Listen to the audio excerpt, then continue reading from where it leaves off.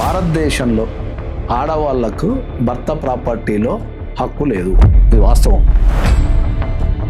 వెంకటయ్య ఉంది, ఒక రూల్ పెట్టాడు, బాబు తాగి నడపొద్దు అని. అంటే నువ్వే తెల్లవాళ్ళు మందు పోస్తావు, బార్లు ఓపెన్ చేస్తావు, తాగి బయటకు వస్తావు, పట్టుకుంటావా అంట. నేను అన్నది డైలాగ్. నా దగ్గరకైతే మొన్న ఒకడు వచ్చి 4 సార్లు పట్టుకోడు. ఏమంటాడు? అట్లా తాగాల్సి వచ్చింది సార్ అంట. వాడు ఏదో మన సుత్తి వేలు కొంత రోజు ఉంటుంది, అమలాపురము పీఠాపురం అని ఎంత చదువుతూనే ఉంటాడు. ఇంకా గ్రీన్ కార్డు కోసం 15 రోజులు వస్తుంది అప్రూవల్. అట్లా ఇమిగ్రేషన్ గురించి చాలా మందికి యూత్కి తెలియదు. మీరు ప్రాక్టీస్ కూడా చేస్తారు యూఎస్లో, యూకేలో, దుబాయ్లో. అక్కడ వెళ్ళినప్పుడు మన వాళ్ళు ఏమైనా మారుతారా? నీకు అదే చెప్పాలి డైలాగ్. ఇప్పుడు అది మన తెలుగువాడు చేసే ఫస్ట్ పని ఏంటని చెప్పిన ప్రపంచం ఎక్కడ కులాల విభజన. మన తెలుగువాడు అమలాపురంలో ఉన్నా, అమెరికాలో ఉన్నా, అంతరిక్షంలో ఉన్నా సేమ్ బిహేవియర్ ఉంటుంది.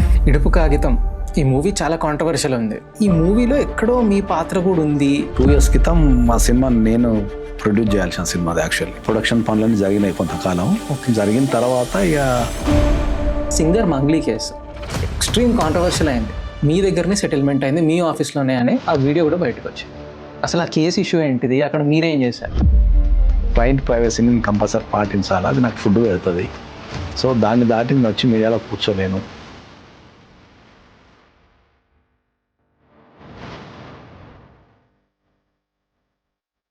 ఈ మధ్యలో చాలా ఎన్ఆర్ఐ కేసులు చూస్తున్నారు కదా. అంటే ఇందాక మీరు చెప్పారు యూఎస్లో ఎక్కువ మట్టుకు డివోర్స్ కేసులు, ఎన్ఆర్ఐ తెలుగు వాళ్ళు చాలా డైవర్స్ కేసులో ఎన్ఆర్ఐస్ ఎక్కువ మట్టుకు డివోర్స్ కేసులు ఉన్నాయి కదా. ఎట్లా అంటే ఏ ఇష్యూస్ పైన ఉంటాయి యూజువల్గా? అంటే ఇప్పుడు మనకి ఏమైతుందంటే ఏంటంటే ఎన్ఆర్ఐ కేసెస్, డైవర్స్ కేసెస్ అనేది చాలా ఉంటాయి. ఓకే, సో దీంట్లో ఒకటి ప్రధానంగా చెప్పదలుచుకుంటా, ఇది ఎవరు ఒప్పుకున్నా ఒప్పుకోకపోయినా నేను ఒక సొంతగా అనుభవించిన విషయం ఏంటంటే డొమెస్టిక్ వైలెన్స్ అనేది ఇండియాలో 10% ఉంటే, ఒకవేళ ఒక 100 మంది అమ్మాయిలు ఉండి దాంట్లో డొమెస్టిక్ వైలెన్స్ ఉంది అంటే ఒక 10% వేసుకుంటే, ఎన్ఆర్ఐస్లో 100% అమ్మాయిలు ఉంటే డొమెస్టిక్ వైలెన్స్ 80% ఉంటుంది. 80% ఆఫ్ ద డొమెస్టిక్ వైలెన్స్ ఉంది. ఇది ఎవరు ఒప్పుకున్నా ఒప్పుకోకపోయినా, ఓకే, ఎవరన్నా వాళ్ళ చెప్పుకోలేకపోయినా ఇది వాస్తవం. చాలా ఎన్ఆర్ఐ సంబంధాలకి మనకు సరైన ప్రాపర్ వెరిఫికేషన్ ఉండదు. తర్వాత మనకు కౌన్సిలింగ్ ఉండదు, చెప్పడానికి దగ్గర తల్లిదండ్రులు ఉండరు, మానిటరింగ్ ఉండదు.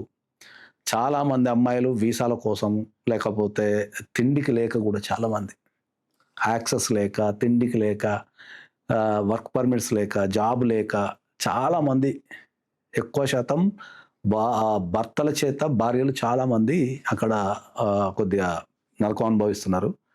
అట్లనే ద సేమ్ టైం భార్యలు కూడా భర్తల్ని సతాయిస్తున్నారు అక్కడ. కానీ ఆ పర్సంటేజ్ తక్కువ, ఆ పర్సంటేజ్ చాలా తక్కువ. ఒక బ్యూటీ ఏంటంటే అమెరికాలో ఎక్కడ పోయినా, ఎంత అడవిలో పోయినా మన తెలుగుడు ఉంటాడు. అదొక బ్యూటీ. మన ఫుడ్ కానీ, మన తెలుగుడు కానీ, మన కల్చర్ కానీ, నువ్వు అమెజాన్ అడవిలో పోయి దాచుకున్నావు పక్కన మన తెలుగుడు ఉంటుంది. యూనివర్సిటీ కొన్ని లొకేషన్స్ అయితే ఆక్రమించేసి, ఇప్పుడు మీకు డల్లాస్ ఉంది అనుకో, మొత్తం మనల్ని డల్లాస్పురం అంటారు, దాని పేరే మార్చేసి డల్లాస్పురం అని. అట్లా కాబట్టి వాళ్ళు ఎప్పుడైనా సరే ఒక ఎన్ఆర్ఐ సంబంధాన్ని ఇచ్చినప్పుడు చాలా వెరిఫికేషన్ చేసుకోవాలా, వీసాల మీద అవగాహన పెంచుకోవాలా, పాసిబిలిటీస్ ఏముంటాయి, నాన్ పాసిబిలిటీస్ ఏముంటాయి, పిల్లలు పుడితే ఎట్లుంటది, ఇవి చాలా చాలా. అంటే చాలా మంది ఎట్లా అంటే ఎస్పెషల్ మన తెలుగు స్టేట్స్ లోనే ఉంటది ఈ బీమారి. అంటే ఎన్ఆర్ఐ సంబంధం అంటే అది చాలా గొప్పగా అనుకుంటారు. అవును, చాలా చాలా అనుకుంటారు. వాడు దొరకడమే గొప్ప అన్నట్టు ఉంటది అది. తర్వాత ఇంకోటి ఏంటంటే అమెరికాలో ఒక బ్యూటీ ఉంది. అక్కడ డైవర్స్ కేసులలో ఒక one of the beauty thing ఏంటంటే అక్కడ ఆస్తిలో వైఫ్కు రైట్ ఉంది. ఒకవేళ ఎవరన్నా ఒక మగ వ్యక్తి డైవర్స్ ఇవ్వాలని డిసైడ్ అయితే పెళ్ళైన తర్వాత ఎంతైతే సంపాదిస్తాడో 50% ఎక్స్పెన్సెస్ తీసేయంగా 50% ఇవ్వాలి. ఒకవేళ వైఫ్ కనుక హౌస్ వైఫ్ అయితే, ఒకవేళ వైఫ్ కూడా ఎర్నింగ్ కెపాసిటీ ఉందనుకో, పెళ్ళైన తర్వాత ఇద్దరు ఎక్స్పెన్సెస్ తీసేసి ఇద్దరు ఆస్తులను ఒక దగ్గర కూడగట్టి సరిసగం పనిచేస్తారు. అది చాలా మంచి బ్యూటిఫుల్ అది. ఒకవేళ అక్కడ హస్బెండ్ ఖాళీగా ఉండి వైఫ్ సంపాదిస్తే మంచి ప్రాఫిట్ వస్తుంది. తర్వాత అక్కడ చట్టాలన్నీ నాకు చెప్పాలంటే ఒక ఇండియాతో పోల్చుకుంటే 100 సంవత్సరాలు ముందుండిపోయినాయి. అక్కడ నో ఫాల్ డైవర్స్ అంటాం. ఓకే, నో ఫాల్ట్ డైవర్స్ అంటే ఏంటంటే మాక్సిమం అంటే అందరికి అర్థమయ్యే భాషలో టెక్నికల్ కూడా, ఎందుకంటే అక్కడ 50 స్టేట్స్ ఉన్నాయి, ఈచ్ స్టేట్కి సపరేట్ రూల్స్ ఉంటాయి. Separate laws. కానీ ఓవరాల్గా చెప్పేది ఏంటంటే నో ఫాల్ట్ డైవర్స్ అంటే ఏంటంటే ఇక నీ ఇష్టంతోనో వాడితో ఏం సంబంధం ఉండదు. నువ్వు కోర్టుకి వెళ్ళి డైవర్స్ అప్లై చేసేసుకుంటే పిలిచి మాట్లాడి మ్యాక్సిమం మాట్లాడి ఇద్దరు వాదనలు వినేసి దాంట్లో పాసిబిలిటీస్ నాన్ పాసిబిలిటీస్ డైవర్స్ మీద సంతకం పెట్టేస్తారు అంతే. The average time in the అమెరికాలో ద డైవర్స్ యావరేజ్ టైమ్ ఇది 6 months యావరేజ్ టైం. కొన్ని సందర్భాలలో 8 months 1 year, కొన్ని సందర్భాలు 3 నెలలు, అంటే ఆ కేసులో ఉన్న కాంప్లెక్సిటీని బట్టి రన్ అవుతుంటుంది. కానీ యావరేజ్గా తీసుకుంటే 6 months డైవర్స్ వచ్చేస్తుంది. ఒక ప్రొటెక్షన్ ఆర్డర్ అనుకుందాం. ప్రొటెక్షన్ ఆర్డర్గా అక్కడ ఇద్దరికి ఇస్తారు, అబ్బాయిలకి ఇస్తారు, అబ్బాయిలకి ఇస్తారు. యుఎస్లో ప్రొటెక్షన్ ఆర్డర్ 1 hourలో వస్తుంది. యుఎస్లో పోయి ఏ వ్యక్తి అయినా సరే నాకు నా భార్య ద్వారా కానీ లేకపోతే నా భర్త ద్వారా కానీ నాకు ప్రాణహాని ఉంది, లేకపోతే నా మీద అటాక్ చేసే అవకాశం ఉంది, నన్ను ఇబ్బంది పెట్టే అవకాశం ఉంది అని చెప్పితే ఇచ్చేస్తారు. ఇమీడియట్లీ ఫస్ట్ ఇచ్చేస్తారు, రిస్ట్రైంట్ ఆర్డర్ ఇచ్చేస్తారు ఫస్ట్. అది ఇర్రెస్పెక్ట్ ఆఫ్ ద సిచ్యువేషన్, నువ్వు చెప్పేది అబద్ధమా నిజమా అనే తర్వాత విషయం. ఫస్ట్ నువ్వు వెళ్ళి అయ్యో నాకు ప్రాణభయం ఉంది, లేకపోతే నాకు హాని జరిగే అవకాశం ఉంది అని చెప్పి ప్రే చేస్తే ఇచ్చేస్తారు ఫస్ట్ ఇమీడియట్లీ. అంటే రైట్ టు లైఫ్ తర్వాత దాన్ని కొనసాగించాలా వద్దా అనేది ఆపోజిట్ పార్టీ యొక్క ఒపీనియన్ కూడా తీసుకొని వాళ్ళ వాదనలు కూడా విని సాక్ష్యాలు పరిశీలించిన తర్వాత ఆ ప్రొటెక్షన్ ఆర్డర్ కానీ రిస్ట్రైంట్ ఆర్డర్ కానీ కొనసాగించాలా వద్దని తర్వాత డిసైడ్ చేస్తారు. ఫస్ట్ ఇచ్చేస్తారు. అబ్బాయి కూడా పోయి సార్ నా పిల్లం కొడుతుంది సార్, నాకు భయం అవుతుంది సార్, లేకపోతే నన్ను చంపేస్తుంది సార్, లేకపోతే నాకు ప్రాబ్లం ఉంది సార్, లేకపోతే నాకు టార్చర్ భరించలేకపోతున్నా, నా పిల్లలతో కలిసి జీవించలేను సార్ అంటే ఇమీడియట్లీ 1/2 hour ఇచ్చేస్తారు. అదే ఇండియాలో ఒక మగోడు పోయి నా పిల్లలతో భయం ఉంది సార్ అంటే ఫస్ట్ ఆఫ్ ఆల్ దాన్ని ఎవరు సీరియస్ గా తీసుకోరు. ఇంకోటి చెప్పుకోవడం నామోషి ఉంటుంది, చాలా సీరియస్ గా తీసుకోరు, నామోషి వచ్చి బయటికి చెప్పుకో. ఈవెన్ అమ్మాయిలు పోయినా కూడా ప్రొటెక్షన్ ఆర్డర్ ఇవ్వాలంటే భయపడతారు. అట్లనే విజిటింగ్ రైట్స్ కావచ్చు, ప్రాపర్టీ డిస్ట్రిబ్యూషన్ కావచ్చు, వాళ్ళంతా అంటే నీట్గా రాసి పెట్టేసుకున్న rules and regulations. Sir moving on, రీసెంట్గా మీరు UK visa scam cos fraud గురించి చాలా గట్టిగా మాట్లాడారు. చాలామంది యంగ్స్టర్స్ సోషల్ మీడియా ఇన్ఫ్లుయెన్సర్స్ని చూసో లేకుంటే పేపర్ అడ్వర్టైజ్మెంట్లు చూసి ఇలాంటి స్కామ్స్కి గురవుతుంటారు. అంటే దీని మీద అసలు ఓవరాల్ అవగాహన ఏంటి సార్? ఇప్పుడు మనకు భారతదేశంలో ఉన్న ప్రధాన ఇష్యూస్లలో ఏంటంటే మనకు వీసా ఇష్యూ అనేది ఒక ప్రధాన ఇష్యూ నడుస్తున్నది బాగా. చాలామందికి వీసాల మీద అసలు అవగాహన లేదు. ఇంకా ఖచ్చితంగా చెప్పాలంటే జీరో అవగాహన, జీరో టు బి ఫ్రాంక్. వాళ్ళ పోయిన్లనో వీళ్ళు పోయిన్లనో ఏదో ఒక వీసా కొట్టించుకొని ఫారిన్ పోవటం అనేది మనకు చాలా వరకు ఫ్యాషన్ అయిపోయింది. అంటే వెళ్ళే దాంట్లో అంటే ఒరిజినల్ కంటెంట్ అంటే ఒరిజినల్గా వెళ్ళేటోళ్ళు ఒక 10-20% ఉన్నారు తప్ప మిగతా రిమైనింగ్ అంతా ఫారిన్లో సెటిల్ కావాలంటే ఏదో ఒక వీసా కావాలా అనేది ఒకటి బాగా అయిపోయింది. ఇప్పుడు ఒక చిన్న లాజిక్ చెప్తే ఏంటంటే ఇండియాలో కూర్చొని అమెరికాలో ఒక కంపెనీ ఓపెన్ చేస్తానికి 24 hours పడుతుంది. ఓకే, వితిన్ 24 hours అమెరికాలో ఒక కంపెనీ లీగల్ ఓపెన్ చేయొచ్చు నువ్వు, ఇంక్లూడింగ్ బ్యాంక్ అకౌంట్తో సహా, వితౌట్ గోయింగ్ టు అమెరికా. అట్లాగే యూకేలో కూడా అంతే. యూకేలో కూడా ఒక కంపెనీ ఓపెన్ చేస్తానికి నీకు 24 hours పడుతుంది. ఈవెన్ దుబాయ్లో కూడా. ఇండియాలో కూర్చొని నీవు ఉన్న దగ్గర కూర్చొని చేసుకోవచ్చు. ఓకే, చాలా మందికి ఇమిగ్రేషన్స్ ఇష్యూస్ అనేది అవగాహన లేక, ఓకే, దాన్ని ఎట్లా బ్రేక్ చేయాలో అర్థం కాక చాలా యువత చాలా సఫర్ అవుతున్నది. ఇప్పుడు అందరూ ఫారిన్ కంట్రీస్కి వెళ్తారు, ఏమని సెటిల్ కావడానికి వెళ్తారు. ఇప్పుడు ఈ దేశంలో ఈ ప్రపంచంలో ఎన్ని దేశాలు ఉన్నాయో అన్ని దేశాల ఇమిగ్రేషన్ రూల్స్ని చెప్పగలుగుతాం. అన్ని దేశాల ఇమిగ్రేషన్ రూల్స్ని చెప్పగలుగుతాం. ఇప్పుడు లాత్వియా అని ఒక కంట్రీ ఉంది యూరోప్లో. రైట్, నువ్వు లాత్వియాలో గట్టిగా నీ చేతిలో ఒక 15 లక్షలు ఉంటే నేను పిఆర్ ఇప్పిస్తా, పర్మనెంట్ రెసిడెన్సీ ఇప్పిస్తా. అంటే లాత్వియాలో కనుక నీకు పర్మనెంట్ రెసిడెన్స్ అంటే పిఆర్ కనుక వస్తే నువ్వు యూరోప్ మొత్తం యాక్సెస్ చేయొచ్చు. రేపు మీకు ఆఫీస్కి ఫుల్ కాల్స్ వస్తాయి అనుకుంటా, వీడియో చూసాను. సీరియస్గా మీరు ఎవరైనా కొట్టండి. లాత్వియాలో ఒక కంపెనీ నువ్వు వెళ్ళి లాత్వియాకి వెళ్ళకుండా ఒక కంపెనీ పెట్టి ఆ కంపెనీ మీద పిఆర్ ఇస్తారు. ఫస్ట్ ఆప్షన్, లీస్ట్ ఆప్షన్ అది. లాత్వియాలో ఒక కంపెనీ పెట్టి ఆ కంపెనీ మీద పిఆర్ తీసుకోవడానికి నీకు ఇండియన్ కరెన్సీలో 10 to 15 lakhs కంటే ఎక్కువ ఖర్చు కాదు. ఇంక్లూడింగ్ ఫ్లైట్స్ ఖర్చు సహా. అది ఫస్ట్ పాయింట్. ఇంకా గట్టిగా మాట్లాడితే లాత్వియా కంపెనీలో, ఎనీ కంపెనీలో నువ్వు ఒక 50,000 పెట్టుబడి పెట్టినావు అనుకో, డైరెక్ట్ పిఆర్ ఇస్తారు. ఇది సెకండ్.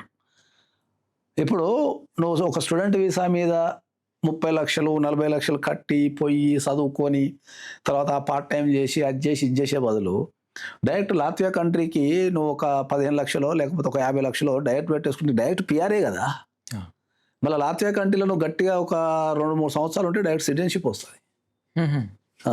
లాత్వియా సిటిజన్షిప్ వస్తే నువ్వు మోర్ దెన్ ఒక 150 కంట్రీస్ వితౌట్ వీసా ప్రపంచం మొత్తం తిరగచ్చు.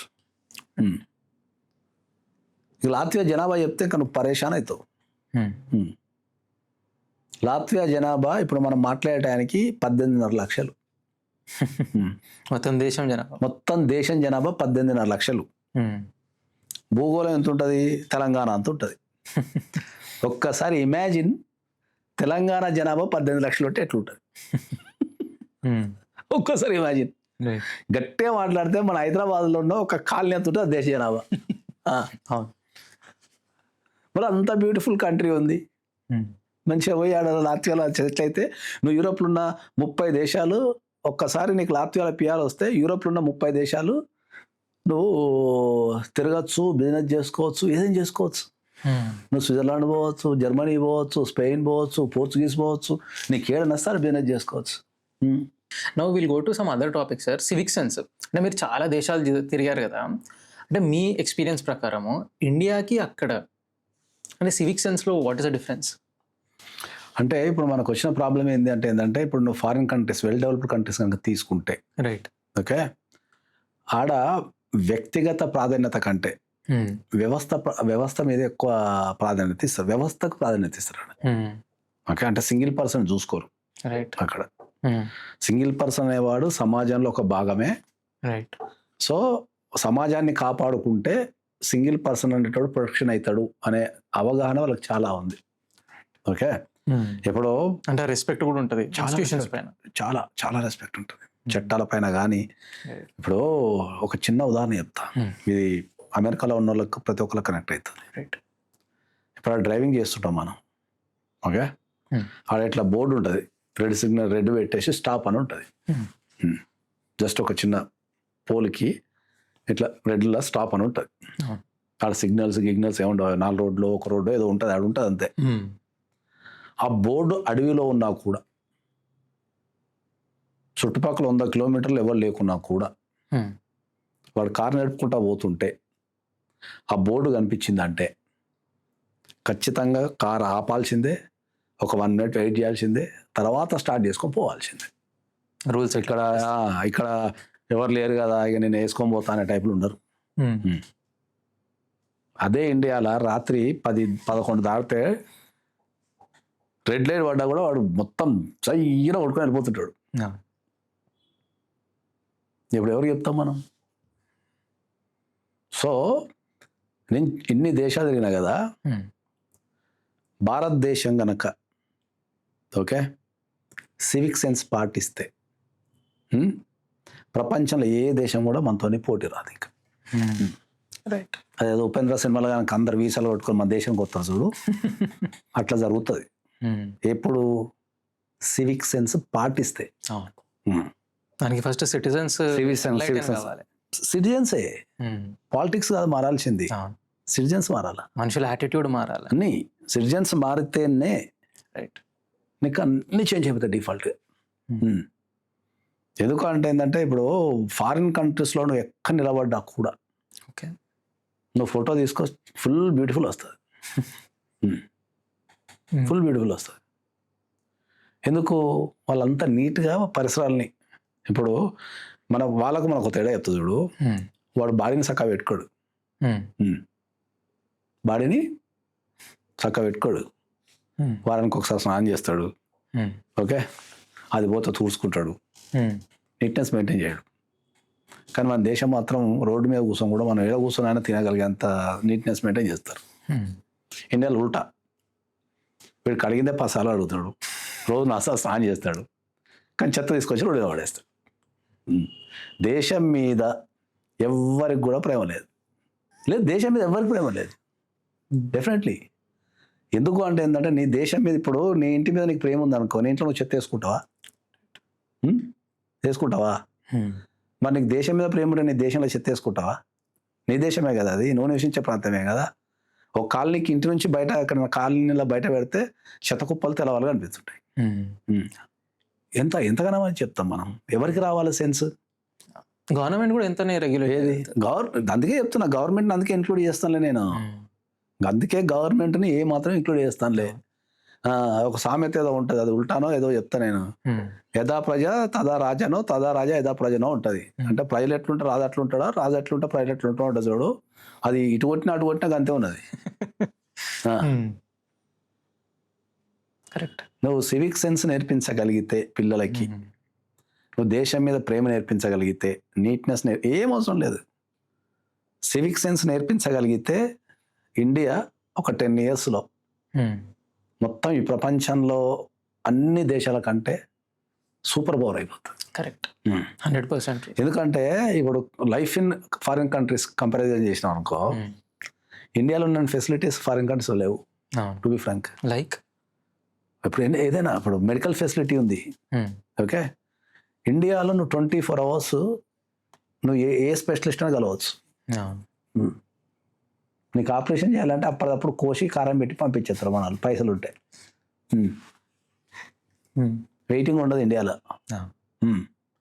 నువ్వు ఫారిన్ కంట్రీస్లో హాస్పిటల్లో యాక్సెస్ చేయాలంటే వాసిపోతుంది నీకు, వాసిపోతుంది నీకు. క్యూ అర్జెన్సీ ఏముంది అంటారు. మొన్న రీసెంట్గా నేను ఎక్కడో ఆన్లైన్లో చూసిన, ఒక కీ సర్జరీ, నీ రీప్లేస్ సర్జరీ చేయాలంటే పోలాండ్లో 295 రోజులు ఏమో పడుతుందంట. ఇండియాలో 3 రోజులు చేసి పంపించేస్తారంట. అన్ని దేశాలు లిస్ట్ వేసింది ఇక్కడ ఆన్లైన్లో మీకు కనిపిస్తుంది. మామూలుగా నీ సర్జరీ చార్ట్ అని కొడితే ఏ ప్రపంచంలో ఏ డెవలప్డ్ కంట్రీలో ఏ దేశంలో కూడా మినిమం 100 రోజుల కంటే పైన ఉంది waiting period to do the operation. ఇండియాలో నువ్వు పోతే పైసలు ఉంటే నీకు పొద్దుల పోతే సాయంత్రం కల్లా డిశ్చార్జ్ చేసి పంపించేస్తాడు. మొత్తం పార్ట్లు ఇటు మార్చేసి మొత్తం కుట్టేసి పంపిస్తాడు. ఆడ నువ్వు ఒక ఎండీని కలవాలంటే ఫస్ట్ జనరల్ ఫిజిషియన్ కలవాలి. జనరల్ ఫిజిషియన్ రికమెండ్ చేస్తే నువ్వు ఎండీ కలుస్తావు. పైసలు డైరెక్ట్ పోయినావు అనుకో, వాడు చేస్తాడు, మళ్ళీ బ్యాక్ వచ్చి మళ్ళీ జనరల్ ఫిజిషియన్ కలవడతావు. కరెక్ట్, అర్థమైందా నీకు? ఆడ మెడిసిన్ కొనుక్కోవాలంటే కథ స్టోరీ ఎట్లుంటుంది తెలుసా నీకు? ప్రిస్క్రిప్షన్ కావాలా, చాలా మెడిసిన్లు 1 week తర్వాత ఇస్తాం పో అని చెప్పి పంపిస్తారు. ఓకే, ఇప్పుడు ఇండియాలో నువ్వు ఏది కావాలన్నా కూడా వితౌట్ ప్రిస్క్రిప్షన్ పైసలు పడేస్తారు. ఏ తెలవాలి 24 hours వల్ల.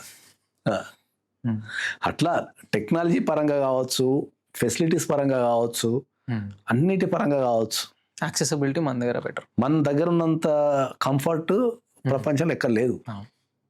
కానీ ఇంత డెవలప్ టెక్నాలజీ పరంగా లేకపోతే అన్ని రకాల డెవలప్ అయిన కంట్రీలో మనం ఎందుకు వెనకబడి ఉన్నాము, ఎందుకు ప్రపంచ దేశాలు మన చిన్న చూపు చూస్తున్నాయి అంటే ఏంటంటే ప్రధాన కారణం civic sense. Drunk and drive ఉంది, రూల్ పెట్టారు, బాబు తాగి నడపొద్దు అని. ఓకే, రెండు సినారీలు చెప్తుంది ఇంట్లో.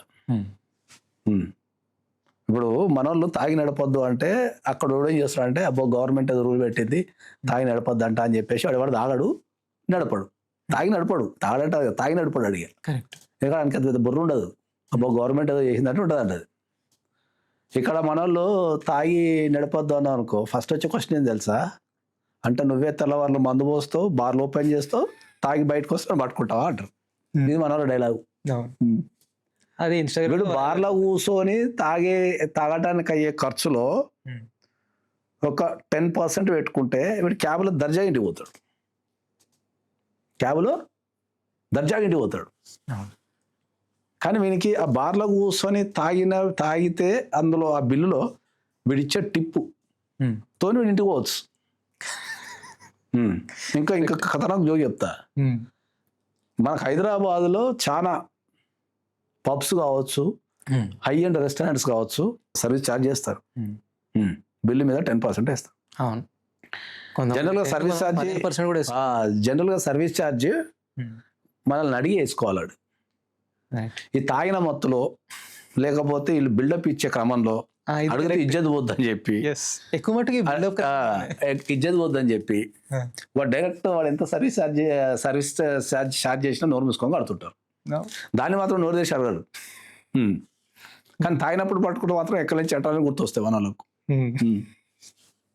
మరి తాగి నడపడం వల్ల ఎన్ని యాక్సిడెంట్స్ జరుగుతున్నాయి? దాన్ని సివిక్ సెన్స్ అంటాం. అరే గవర్నమెంట్ రిపోర్ట్స్ ఉన్నాయి కదా, అదే అంటున్నా. మరి ఆగుతున్నాయి అవి ఒక్కొక్క 2 సార్లు 3 సార్లు. నా దగ్గరకైతే మొన్న ఒకడు వచ్చి 4 సార్లు పట్టుబడ్డాడు. అరే నువ్వు ఆల్రెడీ ఫస్ట్ టైం పడ్డప్పుడే నువ్వు మారాలా, ఇంకా మళ్ళీ 2వ సారి 3వ సారి 4వ సారి ఏమంటాడు అట్లా తాగాల్సి వచ్చింది సార్ అంట. పట్టుకుంటాను అనుకో వీడు చెప్పే డైలాగు, ఏం చేయాలి సార్, ఫ్రెండ్స్ ఫోర్స్ చేసి తాగాల్సి వచ్చింది సార్, పార్టీ ఉంది అలా మా అత్త పెళ్ళి అంటాడు. లేకపోతే పట్టుకోవాలనుకున్నా సార్. ఇవన్నీ సింపుల్ మంచి డైలాగ్స్ ఉంటాయి అన్నట్టు. ఈ రాత్రి ఎవడు పట్టుకుంటారు సార్ అంటాడు. మా జీవితం. అరే తాగి నడపద్దు, తాగి నడిపితే బండి మన కంట్రోల్లో ఉండదు.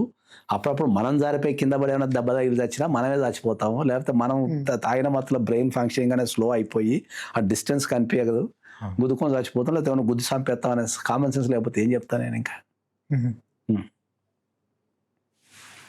అరే అసలు మనం మన దేశంలో ఉన్న ప్రజలకు గనక సివిక్ సెన్స్ నేర్పించగలిగితే ఈ ప్రపంచంలో ఇండియా సూపర్ పవర్ అయితే. ఏమవసరం సివిక్ సెన్స్ అంతే. ఇంకా నువ్వు వాళ్ళకి ఏం నేర్పాల్సిన అవసరం లేదు. సివిక్ సెన్స్ అంతే. ఇంకా ఇప్పుడు మన వాళ్ళు ఫారిన్కి వెళ్ళిన చాలా మందిని చూస్తుంటారు కదా, మీరు ప్రాక్టీస్ కూడా చేస్తారు యూఎస్లో, యూకేలో, దుబాయ్లో. అక్కడ వెళ్ళినప్పుడు మన వాళ్ళు ఏమైనా మారుతారా? నీకు అదే చెప్పాలి డైలాగ్. ఇప్పుడు అది మన తెలుగువాడు అమలాపురంలో ఉన్నా, అమెరికాలో ఉన్నా, అంతరిక్షంలో ఉన్నా సేమ్ బిహేవియర్ ఉంటుంది. ఆడ ఎవడైనా ఉండని. మన తెలుగువాడు చేసే ఫస్ట్ పని ఏంటని చెప్పనా, ప్రపంచం ఎక్కడన్నా కులాల విభజన. వాడు ప్రపంచంలో ఎక్కడన్నా సరే, అంతరిక్షం అయినా సరే, ఆడ కులాలు ఏర్పరచుకొని వాడు మీటింగ్ పెట్టకపోతే నిద్ర పట్టదు. ఇంత వెల్డెవలప్డ్ కంట్రీ అమెరికాలో కూడా ఇంకా మన వాళ్ళు కులాల ప్రతిపాదిక మీద గ్రూపులు పెట్టి, లేకపోతే వాట్సాప్ గ్రూపులు పెట్టుకొని, లేకపోతే రకరకాల సంఘాలు పెట్టుకొని, ఈ సంఘం ఈ గ్రూప్ ఉందంట, ఆ సంఘం ఆ కులం ఉందంట అని చెప్పి ముచ్చట పెట్టుకుంటుంటారు. ఇంకా ఇండియా కంటే ఎక్కువ ఉంది అక్కడ. ఇండియా కంటే ఎక్కువ. ఇక రెండోది, ఇక మన వాళ్ళు ఇక మనది ఏంది, మంది మొత్తం ఈ ప్రపంచంలో ఏదైనా చేంజ్ కాదంటే అది తెలుగుని బ్రెడ్. అది ఇక ప్రపంచంలో ఏదైనా చేంజ్ అవుతుంది కాలక్రమేణా. నువ్వు నదులు చేంజ్ అయిపోతాయి, లేకపోతే ఇటు వారేటి అడిపోతాయి, లేకపోతే అడవులు చేంజ్ అయిపోతాయి, ఏమో అవుతాయి. కానీ మన తెలుగు బ్లడ్ మాత్రం చేంజ్ కాదు. నువ్వు అమెరికా పోయినా కూడా థియేటర్లో ఇలా వేయాల్సిందే, పేపర్లు చల్లాల్సిందే, పాలాభిషేకాలు, కుంకుమాభిషేకాలు, రోడ్ల మీద లుంగిలు కట్టుకుని తిరగటాలు, ఇంకా గట్టిగా మాట్లాడితే ఒడియాలు గిడియాలు ఏం లేదు అసలు. అక్కడ కూడా వేస్తారు. ఎందుకేరు మరి చేద్దాం. మనోడు మాట్లాడుకుంటున్నాయి థియేటర్లో జై బాలయ్య అంటారు. ఈ చిరంజీవి సినిమా వచ్చిన ర్యాలీలు వీలీలు. ఇప్పుడు డాలస్ లో మన అమెరికన్స్ కి ఎందుకంత ఇష్యూ నడుస్తుంది? దీనివల్లనే కదా థియేటర్లు ఖరాబు. కొన్ని సందర్భాలలో తెలుగు వాళ్ళ సినిమాలు వేసుకోమని చెప్పేసి దండాలు పెడుతున్నారు అక్కడ థియేటర్స్. ఎందుకంటే వీళ్ళు చేసే అల్లరికి, వీళ్ళు చాలే వాటికి, వీళ్ళు చేసే సౌండ్కి వాడు ఇదేంద్ర నాయన ఎవడన్నా సినిమా పోయి మంచి దాన్ని అనుభూతి చెందుతాడు సినిమాని, ఆ ఎమోషన్నో దాంతో సీన్నో. వీళ్ళు దాన్ని అటు వదిలిపెట్టేసి వీడియాన్ని చేస్తుంటాడు. సో మన తెలుగుడు ఎక్కడ పోయినా మారాడు. అది నువ్వు ఎక్కడ పో, నువ్వు యూరోప్లో పో, నువ్వు యూకే పో, అమెరికా పో, ఆస్ట్రేలియా పో, వేడికైనా సేమ్ ప్రాసెస్. వస్తాయి మన కేసెస్ ఇట్లా అయినాయి, వస్తాయి, చాలా వస్తాయి, చాలా. ఎందుకంటే మన వాళ్ళకి ఇప్పుడు నీకు జోక్ చెప్తా నేను, యూకేలో డ్రంక్ అండ్ డ్రైవ్ చేసి హిట్ అండ్ రన్ కేసులు చాలా వచ్చినాయి దగ్గరికి మన వాళ్ళకి. హిట్ అండ్ రన్ కేసులు తాగి గుద్దేసి కదా ఊరుకుడు, పారిపోడు, తర్వాత పోయి మళ్ళీ కోట్లలో ఇంకిపోడు, ఇదంతా చాలా కేసులు ఉన్నాయి. మనోడు ఈడిపోయినా ఇక్కడ నుంచి ఆడిపోయినా అట్నే ఉంటాడు, మళ్ళీ ఆ నుంచి ఇడికి వచ్చినప్పుడు ఇట్నే ఉంటాడు. అక్కడ నేర్చుకోవచ్చు, ఇక్కడ నేర్పడు, మరి ఇక్కడి నుంచి అక్కడ నేర్చుకోడు. ఈ ప్రపంచంలో ఏదైనా మారంది ఏదైనా ఉంది అంటే మన తెలుగుడేది. ఇంకెట్లాంటి ఇష్యూస్ ఉంటాయి సార్ ఆడ? మనం చాలా ఉంటాయి, మనం చెప్పుకోదలుచుకుంటే అది ఒకటి రెండని ఏముంటుంది అసలు, దాన్ని ఇక చెప్పుకుంటే అసలు ఆ, ఇప్పుడు ఇప్పుడు వీసా ప్రాబ్లం వల్ల కూడా చాలా మంది కంట్రీ టు కంట్రీ కంటైనర్లో పోతుంటారు. ఓకే. ఇప్పుడు మన కంటైనర్ ఉంటుంది కదా, ఆ కంటైనర్లో దాగబడి లోపట్నే ఆ కంటైనర్లో వాళ్ళని మనిషిని పెట్టి తాళం వేసేస్తారు. ఓకే. అది 10 రోజులు 15 రోజులు నెల రోజులు ఆ కంటైనర్లో ఉంటారు పాపం. ఆ కంటైనర్లో ఉండి దాంట్లోనే ఇది పోతారు, దాంట్లో తిండి తింటారు, అట్లా ఉండిపోయి ఆ దేశాలు దాడతారు. నీకు పుష్ప సినిమాలో ఫస్ట్ సీన్ అదే కదా, కంటైనర్ కట్ చేస్తే కంటైనర్ నుంచి వస్తాడు పైసలు వసూలు చేసుకోవడానికి. వాడేమో పైసలు వసూలు చేసుకోవడానికి పోతారు, మనలో పైసలు సంపాదించడానికి పోతారు. కంటైనర్లో దాగబడిపోతారు. అవునవును. అది ఎంత భయంకరం అంటే, మనం జనరల్గా ఒక రూమ్లో ఒక్కరుంటేనే మనకు ప్రాబ్లం అయిపోయి సఫికేట్ అయిపోయి 1 రోజు 2 రోజులు మాట్లాడకపోతేనే మనం చచ్చిపోతాం కదా. అట్లాంటి ఒక కంటైనర్లు వేసి లాక్ చేసి సముద్రాల తరబడి దేశాల తరబడి దాటించుకుంటూ వెళ్ళిపోతుంటే వాడు ఎట్లుండగలుగుతాడు? దానికి భయం ఏదా? ఆడ పోయి మళ్ళా ఇల్లీగల్ పనులు చేస్తుంటారు. మళ్ళా ఇప్పుడు యూరోప్లో అయితే వేజెస్ మధ్యన పోటీలు ఉంటాయి. ఇల్లీగల్ ఇమిగ్రెంట్స్ ఎవరైతే ఉంటారో, ఇప్పుడు నార్త్ ఇండియా వాడు ఒక రేటుకి చేస్తుంటాడు, సౌత్ ఇండియా వాడు ఇంకా తక్కువ చేస్తాడు, మళ్ళీ వాడు ఇంకా తక్కువ చేస్తాడు బతకడం కోసం వేజెస్ మధ్యలో. ఈ కంటైనర్లో పోవటం అనేది ఒక 10 years క్రితం మన తెలుగులో కూడా చాలా విపరీతంగా ఉండే యూరోప్ కంట్రీస్లో. Europe to UK. ఇప్పుడు ఈ మధ్యకాలం తగ్గిపోయింది, కానీ ఒకప్పుడు ఇప్పటికి ఉన్నారు, 1, 2, 2, 3 ఉన్నారు, కానీ ఒకప్పుడు చాలా ఉండేవి ఉద్ధృతంగా. చచ్చిపోయిన వాళ్ళు కూడా ఉన్నారు దాంట్లో కంటైనర్లో. భయానికో ఒక్కసారి లాకేస్తే ఓపెన్ చేసేంత వరకు ఏం చేయలేము. ఎంత ధైర్యం చేయాలి దానికి ఒక మనిషి? ఆ ధైర్యం ఏదో ఉన్న ఊర్లో చేసుకుంటే అయిపోతుంది కదా, ఉన్న ఊర్లో చేసుకుంటే.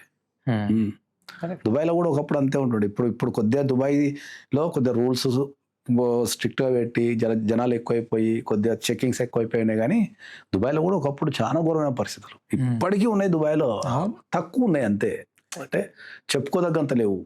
అక్కడొకటి ఇప్పటి కూడా ఈ మధ్యకాలంలో ఎవడో గొర్రెల కాపురు ఏదో దండం పెడితే లోకేష్ కాపాడినట్టు కూడా వచ్చినది కదా, ఎక్కడో ఎడార్లో అని చూసినాం. అట్లా చాలా ఉన్నాయి ఇప్పటికీ, కానీ తక్కువ.